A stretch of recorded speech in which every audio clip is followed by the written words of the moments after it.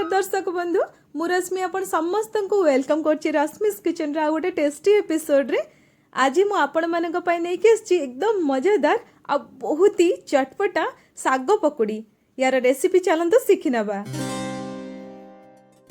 साग पकोड़ी तैयारी करबा पय प्रथमे गोटे बड़ जगह नबा आउ सेथिरे आमे साग को काटिकी नहीं जिबा भल भाबरे धोई नेबे साग को तापर ताको आपण काटी नेबे निजर चॉइस अनुसार साग नियंतो मु एठी लेउटिया साग नेछि।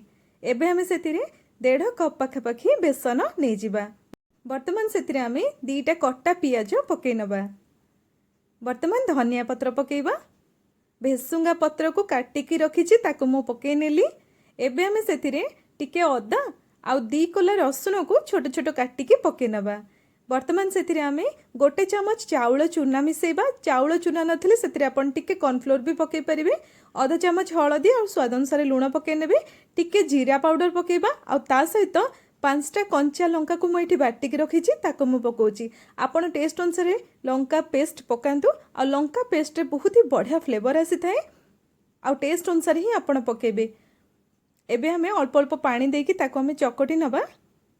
बेसी पानी एका बेले के जमा देबेनी काहेकि ना सागरु पानी बाहरे सेति पई अल्प अल्प करिकी पानी दबा आ ताको चकटिबा। एही परिका बैटर हमर दरकार बेसी पानिया जमा करिवेनी आ धीरे धीरे सागरु पानी बाहरिबा स्टार्ट हेई थाए सेति पई हमें एही परिका ताको हमें चकटी नेले। एबे चलंतु हमें ताको पकोड़ी बनेबा। सेति पई तेल गरम करलेनी। तेल भल भाबरे गरम हे गला परे सेथिरे हमें साग पकोड़ी को एही परिका छोट छोट करके पकेकी छाणीबा। तेल भल भाबरे गरम हेतिबा दरकार। तेल गरम हे गलानी मु एबे पकोड़ी पकोची।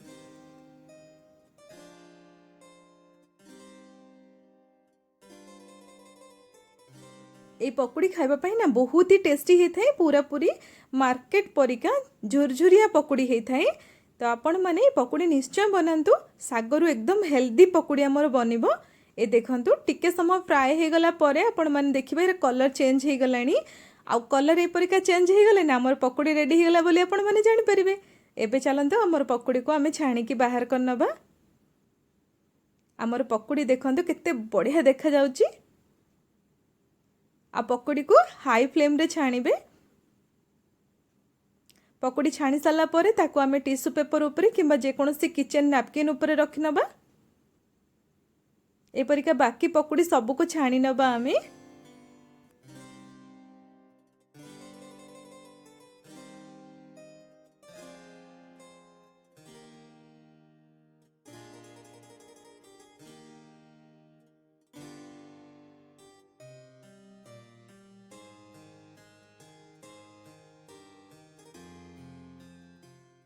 सबु पकोड़ी छाणी सारा परे आमे ता ऊपर डेकोरेशन करबा पई आ ता सहित हमर पकोड़ीर टेस्ट को आहरी बढ़ेबा पई आधा कप बादाम को गरम तेल रे छाणी की बाहर करनबा। देखंतु बादाम रो कलर चेंज हे गलानी। एबे आमे सब को छाणी नेले। वर्तमान सेथिरे आमे भेसुंगा पत्र को मध्य छाणी नबा। आ भेसुंगा पत्र बहुत जल्दी छाणी हे जाय थाए। संगे संगे ताको आपण पकेबे तो उठे नेबे। एबे आमे कट्टा कंचा लंका दबा। कंचा लंका को टिके काटिकी नेबे नहले ताहा फुटी थाए सेति पई आपण टेस्ट अनुसार कंचा लंका नियंतु। लंका छाणी साला परे आमे बाकी सब जिंस जहा सब छाणी थिले आमे पकोड़ी रे मिसई नबा। बादाम भेसुंगा पत्र और ता सहित हमर छणा लंका। ए देखंतु हमर पकोड़ी रेडी हे गला। साग पकोड़ी खाबा पई बहुत ही टेस्टी लागि थाए।